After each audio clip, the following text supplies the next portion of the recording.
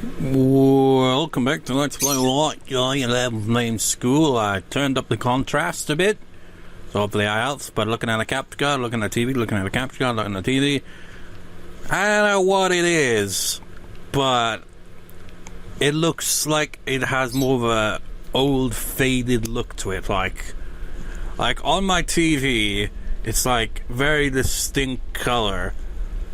And then there's a distinct color on the capture card, but they aren't the same. I don't really know how to describe it other than the how it looks on the TV. It looks kind of old because the building is old, but on the it's like a stylistic kind of difference. It's like it almost looks like it could go into black and white on the capture card because of how faded the color looks. And also, I've only just realized, well, that right here, this looks like bloody cardboard, doesn't it? Anyways, where was I? On the third floor, right? Yeah. I don't think there's any doors we can open here because they're locked. Actually, yeah, science lab and the music room. We can't get into either of those rooms. We can get into the biology lab, but we can't get into the art room. So that's all we got left to explore here. If you recall, there was a note saying something about a floorboard between the two rooms here. You hear that? That's the floorboard that was mentioned in a previous note. Oh, find my body for me. 12 in the ghost stories. The weather was so hot that it made it hard to breathe, and the cicadas would not stop chirping. The foreman in charge of construction to connect the new building to the old found everything irritating. In his opinion, it was a pointless project, but he wasn't going to complain since he was paid well. The sun blazed even hotter after lunch, and heat waves rose off the asphalt. The workers protested that it was too hot to work. The foreman was both jealous and spiteful of the brash attitude of the workers. Whoever he agreed it was too hot to work. The foreman ordered his workers to take a break. No progress was being made anyways, and if a worker happened to get heat stroke, it would just make matters worse. Everyone found a spot in the shade and slept soundly. Then something happened while everyone was deep in sleep. You know what? With the whole building construction in the mansion area and the foreman, and then the sound of the chirping cicadas, is just like, well, is this going to turn into Higurashi? No. A loud crackling sound, echoed around campus. It sounded like the scaffolding had crashed through the safety net. Still drowsy from the nap, the workers paid no attention to it and went back to sleep. It was a different matter for the foreman. If there was indeed a problem with the safety net, it would be his responsibility. He yelled at his workers to check out the safety net, but they pretended like they didn't hear him. Annoyed, the foreman realized that he had to check it out himself. The workers who were debating whether to get up or not were glad that the foreman had left without them. Suddenly the foreman yelled and was cut off, leaving an eerie silence. The workers jumped up and rushed to the foreman. The foreman was frozen in shock, staring at a terrible sight. The scaffolding had fallen through the safety net was the dead body of a woman. The woman's corpse had no head. The foreman and the workers instantly recognized the dead woman as someone who worked in a local restaurant. From the chopped stump of her neck, red blood was spewing out, soaking into the ground. The foreman and the workers kept their mouths shut and moved quickly. It was the first time they had worked together so harmoniously. Despite searching everywhere, they could not find the missing head. In the end, they buried the body in cement and sent it to a waste facility. It seemed like they did a perfect job covering up what had happened. No one would ever know what had happened aside from themselves. For some reason, though, strange accidents kept on happening after the incident. Workers were injured much more frequently than before. This slowed progress on construction, and a rumor spread among the workers that there was a ghost at the site. The foreman fumed with anger and ordered his men to keep their mouths shut. Then a pulley fell from the fourth floor and crushed the worker to death. While his body had been mangled by the pulley, his head was strangely unharmed. The foreman became terrified and decided to turn himself into the police. Even then, rumors persisted that a floating head, sound familiar, could sometimes be seen eventually. The construction went seen, and then pause and go on to the next sentence. I have a habit of reading like that. Eventually, the construction work was completed despite the slow progress. When the school reopened after summer break, they were shocked to find a dead woman's head in the garden. Oh, that can't have been a pleasant sight. They say that the head looked as if it had just been cut off of the body, despite the fact that it had been out in the heat of the summer for weeks. So yeah, that head, we occasionally encounter that ghost head thing. That's her ghost story. So she worked at a restaurant.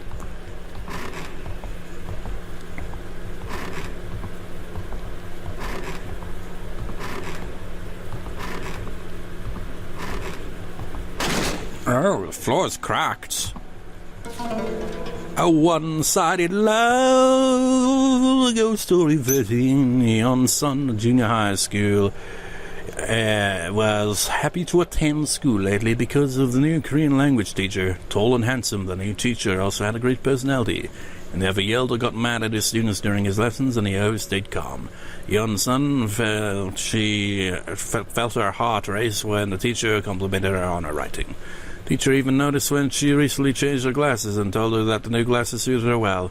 Just thinking about him made Yeon-sun jittery with happiness. Yeon-sun was really an average student. In fact, it would be more accurate to say that she was below average. She wasn't pretty or cute, nor was she good at academics or sports. She also gained weight in the last few years, and even her mother would nag her about losing her weight. She wasn't popular among her friends, and she was not particularly adored by teachers either. She was just a quiet student always there in her same spot. That was how people around her would define her. Yeon-sun, too, knew that she was no one special and tried to keep her crushed herself. But as time passed on, she could not hold her growing feelings inside. She didn't even expect a date or a crush or anything. She only just wanted to let him know how she felt about him. Yeon-sun worked up her courage and wrote an earnest letter. Next day, right before the Korean language class started, she secretly placed her love letter inside the attendance sheet. She could not dare give her letter to him in person. As the time reached closer for the class to begin, her heartbeat went faster and faster. Finally, the bell rang and the class began, but the teacher who came through the door was not the Korean language teacher. It was a gym teacher who she disliked the most. He said that because the Korean language teacher is running late, he will be supervising the class. Yeon-sun felt a cold sweat. Many things raced through her mind. Would he call out attendance? Would he find my letter? If he did, would he just pretend he didn't see it? But the reality she faced was harsh. The gym teacher opened up the attendance sheet, found Yeon-sun's letter and read it out loud to the whole class. The classroom soon filled with the snickering and jeering of the kids. The gym teacher then openly mocked her that even the fat, ugly kid Yeon's loved just like everyone else. Disgusted looks and sneering from the class made her scared. Every single one of them was her enemy. She felt as if she had fallen into hell, surrounded by demons. Right at that moment, the Korean language teacher entered the classroom. To Yeon-sun, he seemed like her savior. He was confused by the strange vibe in the classroom. The gym teacher, getting such a kick out of the situation, handed Yeon-sun's letter to him. Yeon-sun looked at him and hoped that he would calm the situation down and make things right. The Korean teacher finished reading her letter and turned to Yeon-sun. His face was twisted by a mixture of disgust, annoyance, and anger. It was as if he was looking at a repulsive insect. Her embarrassment and sense of betrayal was too great. She killed herself that night in the school, but nobody spoke on why she really killed herself. Well, we've seen her ghost. She was the one who attacked us when we were examining the thing on the podium in that one classroom in main building 1. That's the reason why we had to have the love letter and the gym teacher's hat, essentially, which is... Where are they, actually? Yeah, that's the gym teacher's cap. We needed that, because that'd be the gym teacher.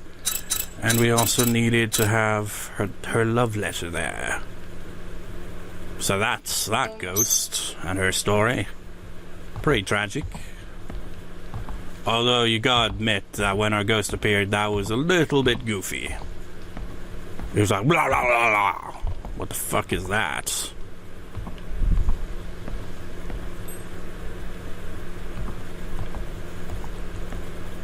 Anyways, to the 4th floor.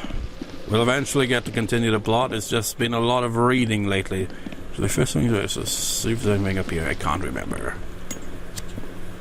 It's like, oh, you can, nope, you can't use that door ever. I think there might be a reason in-game, like an explanation. I think there might have been one that I've already picked up and I've already forgotten. That says, like, why that door isn't accessible.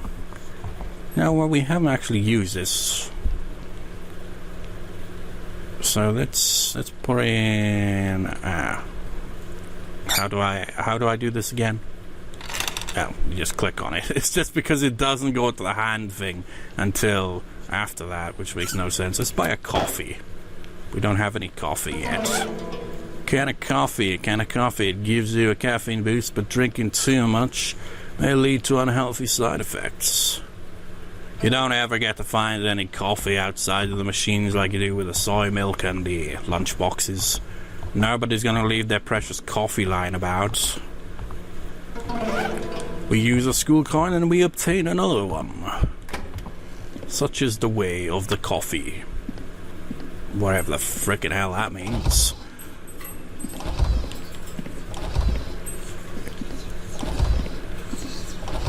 The ambience going on in here, man, but there's nothing to be seen.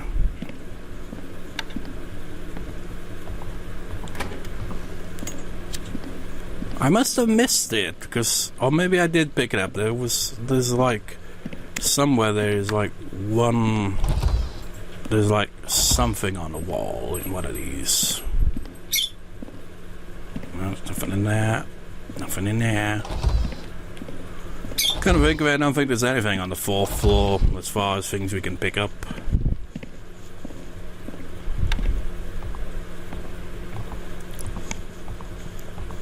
Well, in the toilets anyway. Some more soy milk. Which room is this? The biology room, right? Ah, yes. Very, very much, yes. That's, should be at least something in here. Yeah, there is something. Another ghost story. Ghost story 10. Competitive spirit. My god, are we ever gonna see any progress beyond this? Young Hee's father passed away when she was young, so her family struggled with money. Her family expected her to go to a vocational high school and start making money as soon as possible. Young Hee, however, had a different idea. To her, studying hard and getting into a good college was the only chance they had at escaping poverty. So against her family's wishes, she decided to attend a regular high school. In high school, Young Hee true to her goal of studying hard. Grades were so excellent that she became one of the top students in the... my voice is going... was one of the top students in the prestigious Y High School. For her, however, it was not enough. No matter how hard she tried, she just couldn't beat the student in the first place. Number one student was a cheerful girl named Sayon. She had always been popular because of her smarts and kind nature. It was said her father was a top government official. Maybe that explained how Sayon could be so competent and positive all the time. Young Hee had never once seen her study. She only saw her laughing with her friends. In spite of this, Sayon always had better grades than her. When does she study? Young Hee wondered. She decided that Sayon must be getting very expensive private tutoring. Young Hee chewed on her nails out of anxiety. She felt as if she and her family would be doomed to live in poverty forever if she didn't figure out a way to be Ji-hun and become the top students. So she threw herself into her studies more than ever before. She hardly slept and studied so hard that she felt like her eyes could bore a hole through her textbooks. As time passed, dark circles formed under her eyes. Finally, an exam that she had prepared so much for was over. All her classmates complained that the exam was way too difficult. She sat back in her chair and smiled, believing that she had aced it. I will finally beat her this time. Young Hee closed her eyes and could already imagine Zayun's tearful face. At last, the day they could receive the report cards came. The room was filled with varying reactions to the report cards. Some were crying, some were relieved, and some just didn't care. Young Hee looked at her report card with confidence. Then her face twisted in shock. Second place. On the report card it was written that she scored second best. Again she turned to look at Xiang and saw her smiling brightly with her friends. She had lost her again.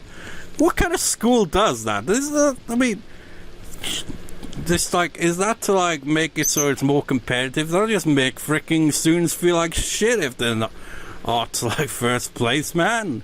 What kind of fucking grading is that? You don't be like, oh, first place. You know, can you just freaking score them? Not be like, no, you're second best. It's like, from this story, it seems like, I mean, if the person who's in first place keeps getting first place and they have a father who works in the government and has quite a, high up there, maybe that's it. Maybe it's not private tutoring. Maybe it's a little bit of bribing, maybe. I don't know. Young Hee was so stunned after this that she could not focus during any of her classes. Only one thing filled her mind, and that was Sion. How the hell could she beat me every time? It must be the expensive private lessons. But I don't have that kind of luxury. This means I could never beat her. It's over now. We will just have to live in poverty forever. I mean, it's because of the competitive nature that's bringing her down there, but really, she's scoring that high, so should it really matter? I mean, it would in that case. You'd be like, no, why am I only second? That would drive you nuts. But it wouldn't live in poverty if you're doing that well. Young Hee, from the trauma of her stress, developed a mental disorder and ended up killing herself. Rumors spread after her death that a ghost had begun to appear in the library. It is said that if you remain in the library to study until midnight, a girl will glare at you with her chin resting on her hands before suddenly disappearing. I was thinking at first if maybe this was the one connected to that ghost we saw that was up by the blackboard chalkboard in that one classroom that was like, my eyes! But no, that's a different one.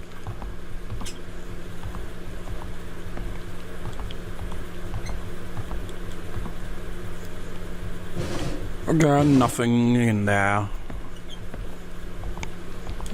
Alright. Extra coin.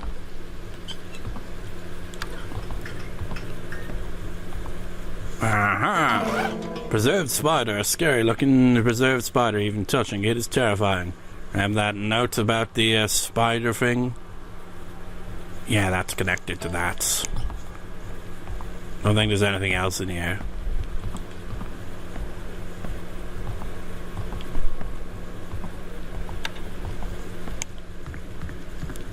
But there is actually one more thing to do. Let's first close that. Right, how do I do this again? If you do this, you become very dizzy, and it's like, oh, fuck.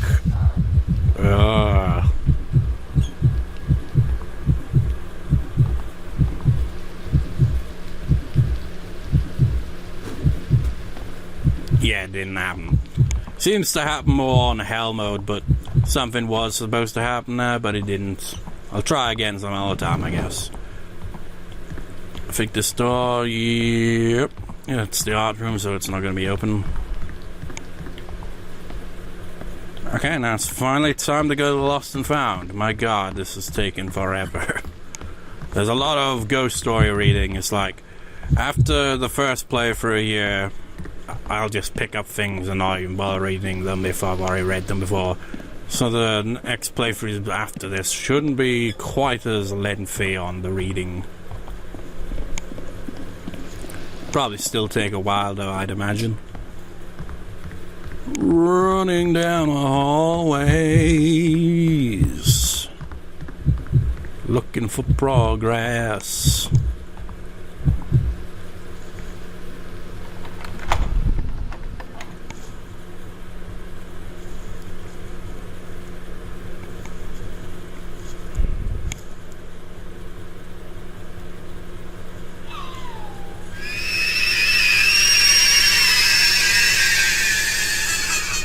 Now, funny thing about this, right? First time I saw that, or maybe it wasn't, maybe it was on a different playthrough. But I remember I was playing the game, came up to that scene, and my sister just opened the door, holding one of our cats, and was just like, the cat wants in your room. As soon as that scene played, cat's like, I'm out of here. Got another pen. Dusty stationery pen to G1 Kim. Please forgive me for not saying goodbye in person. I am being forced to leave all because of a sick rumor. Should you hear a rumor about me, please do not pay any attention to it. Her story is made up by people plotting against me. Once I leave, I'm sure you'll be bored, because there will be no one left to entertain your ridiculous theories and ideas. For me, I'll be sad, because there will be no one to understand my world of art. To use the sadness of saying goodbye, I leave you a farewell gift. It's my painting of you holding your first art piece. I think you said you created that piece to hide something important, right? Anyways, I wish you good health and good luck in the future. There's a stack of unclaimed items collecting dust. But we can't really pick it up. Which, is stupid, because we will eventually get back here and, do something with that. But for now, it's like, no, can't do anything with it. I'm not 100% sure if the janitor is spawned yet or not. I hope not. Because I may have just made a big mistake in doing that first.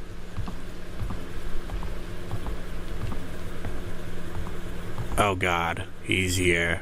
He's somewhere.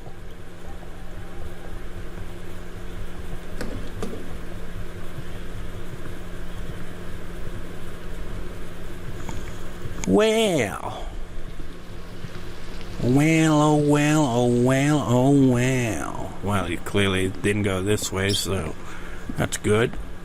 We can do this. I forgot the password, but I can wing it. I think it was 412. Was it?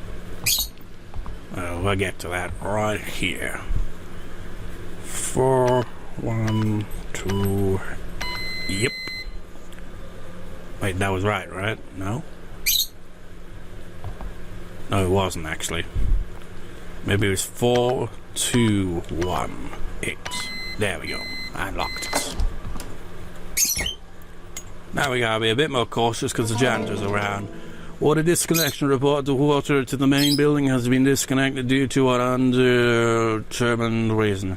Have a single sink in the science lab on the third floor of the main building too still has running water. Soon seem to find this disturbing. A major repair will be conducted to rectify our current water problem. The vice principal sang moonly. That will be important. That information there. Nothing in there, of course, and we can't close those ones when we open them, which is weird. The principal's document 1. Name Ji-won Kim. Date of birth January. Oh wait, that's the... Yeah, we just read about that guy, didn't we? He was an art teacher. I've only just realized after so many playthroughs.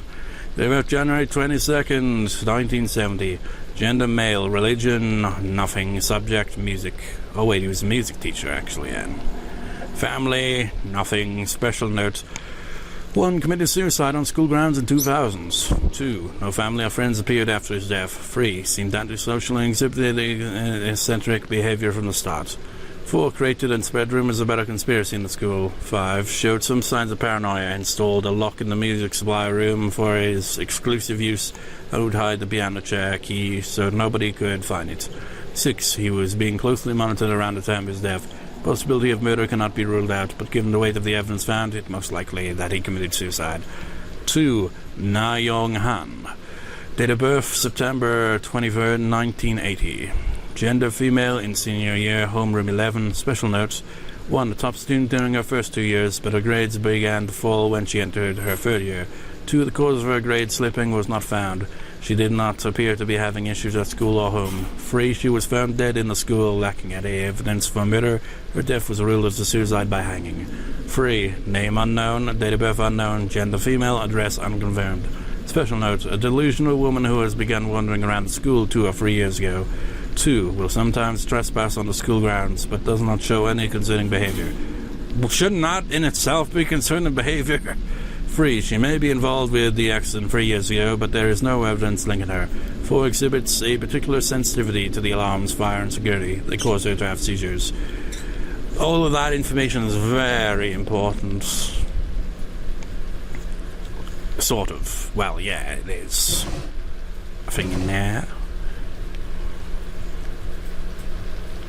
Look at that, I just said videotape. It's like, oh, way to spoil it, game. It's locked with a device. A device that we can examine here. This is very easy, a very easy puzzle. I mean, you can like tell the patterning from the sides of the you can see it like that. It's going in that kind of direction, so that's kind of the hint. And then it's going the opposite way now, and you get the idea. It's pretty easy. We got a video. Oh.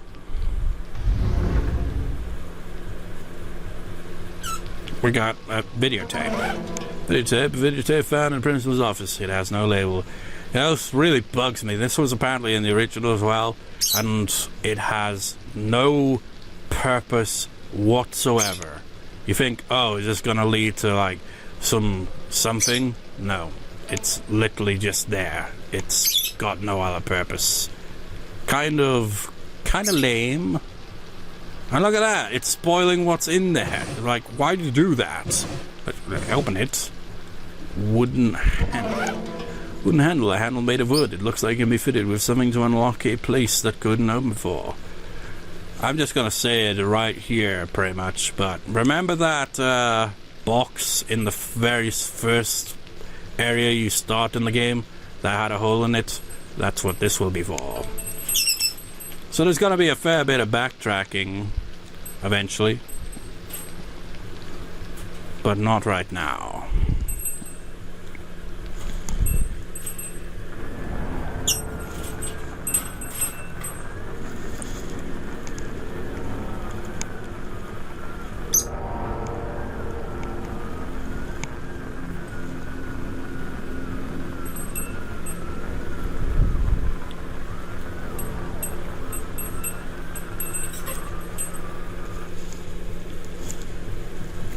How suspicious.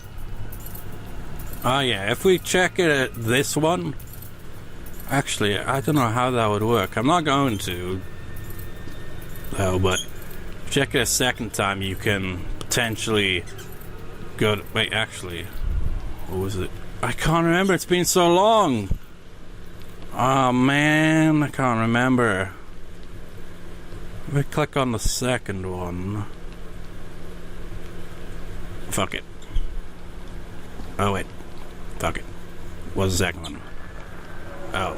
Oh yeah, it's the third one actually. Yeah, I was right. It's okay, he's only just spotted that we're using the security cameras.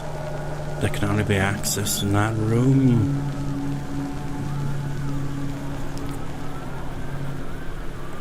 Don't worry, he's too stupid to enter.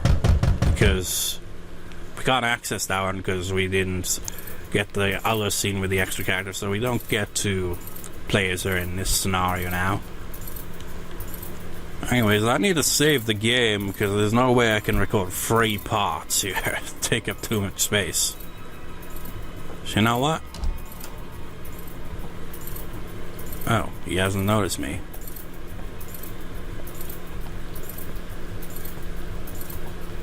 That was a change of pace. I would have thought he would have spotted me.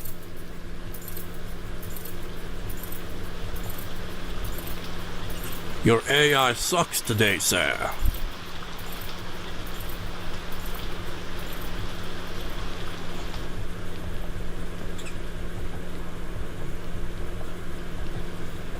I just need to get to that save point without alerting him so we can wrap this part up here. We're getting close to 30 minutes. I said 30 minutes is the limit, but I would prefer it to be much less.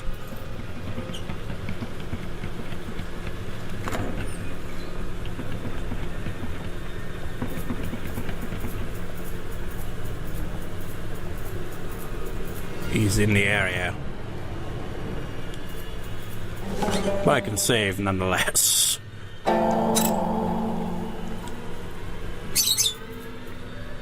Right, and with that, I shall see you next time, viewers. See you next time.